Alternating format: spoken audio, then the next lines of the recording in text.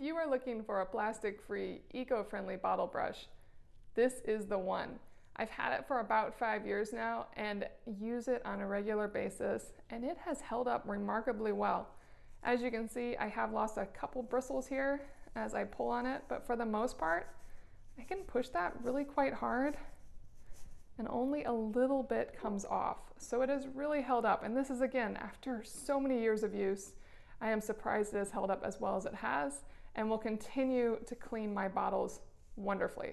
When I put some soap in here, it suds up really well with the boar bristles and just gets in all the crevices, especially this kind of pokey end here. It has a bit of flex, and the flex is great as you wiggle into the bottles to get the little tight corners in the bottom. And as you can see, yes, the metal is flexible, but it always comes back and it just holds up well, and it has a wood handle. The handle is a little rough. It doesn't have any sealant on it. It is just raw wood, which again is wonderful. All natural materials.